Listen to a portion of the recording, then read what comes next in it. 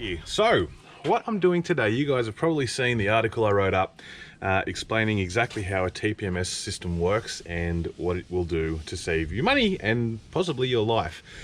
We thought we'd go the next step up, and I'm going to install a TPMS system from ARB. Now I've got our little camper on the back, really cool little jigger, but as with all things, you want to be able to keep an eye on the tire pressures. So I'm going to show you guys how easy it is to install it, which is incredibly simple for the external ones. And the other thing I'm going to show that exactly how it works and what it will do. So without any further ado, this here is our TPMS system. So what we've got is, this here is the sender unit, or the range extender for putting on the drawbar of the camper. So that goes down the drawbar.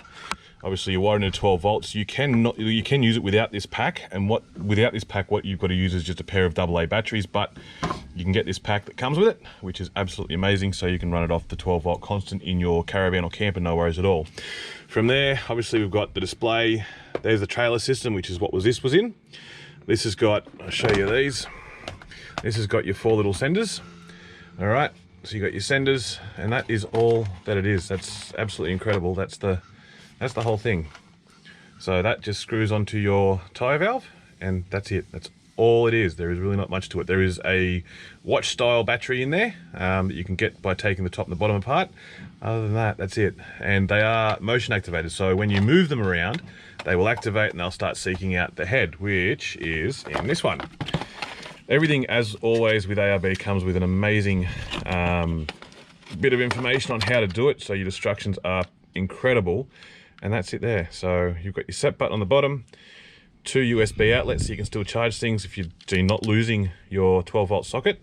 But that's it. So when we get it all set up, you'll obviously see this working, but that's basically the whole thing. So you've got your 4 there for the vehicle, and I only wanted 2 because I haven't got a dual axle camper, I've just got a single. So that's that, and that's my little jigger of a camper. So obviously these are just valve caps at the moment, so I'll get rid of them and put the ARB TPMS kit on. And that little range extender, it says you need to mount it up to your drawbar, so it'll probably go here, run the wires back either through the chassis if I can get them through there, and then up into my batteries. Ignore the spaghetti. So that's it. They are really, really simple to install, but without any further ado, I'm going to go and put them all on, connect everything up, and then I'll come back to you guys and I'll show you exactly what it looks like and how it works with the screen. And we'll probably end up letting a tire down just to show what it looks like and what it does when it goes crazy and starts beeping at you. Something worth noting too is, despite the fact that you've got the screen, now on the Hilux, for example, my Siggy socket is right down in the dash. I'll show you guys where it is. So it's way down in there. Right, so I don't know if you guys you'll see that better like that. So the hassle is that I'm not really going to be able to see the screen down there. Like, I probably can. This is from my vantage point. You know, you can sort of see it down there. That's not a problem. But if you've got one that's sort of, get that key out so it's not beeping at us.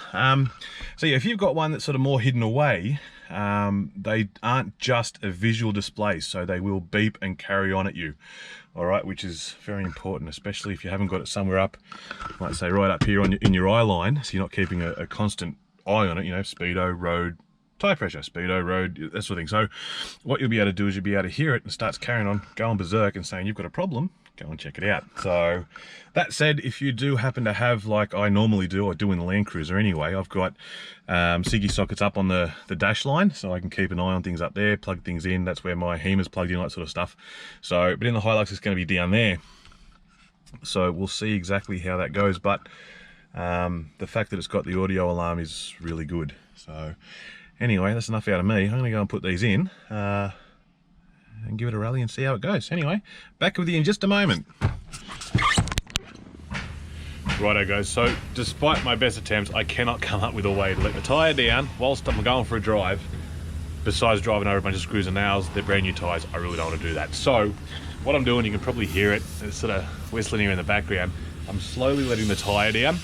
And then what I'm going to do is I'm going to put it back on, connect it up, jump in the car, and start it up, and you can have a listen to the incessant beeping and see what the display does when it works out that the tyre is a little bit low. Bearing in mind I'm going to have to take it for a lap around the block, simply because they work on movement, so it won't start sending a signal back until it's moving. So let the tyre down a little bit, we'll jump in and then we'll see how it goes. Anyway, back in a sec. Righto, so I've let the tyre down, I've been around the block a couple of times, it's beeping at me incessantly, so I've turned it off. But what I'm going to do now is I'll turn it on so you guys can see exactly what it looks like and what it does. Now I've let the front left hand, so front passenger side, tyre down. I didn't gauge, I didn't measure it, let it down for about, I don't know, 25-30 seconds. So yeah, it's pinging up well low. But yeah, so anyway, let's plug it in and show you what it does.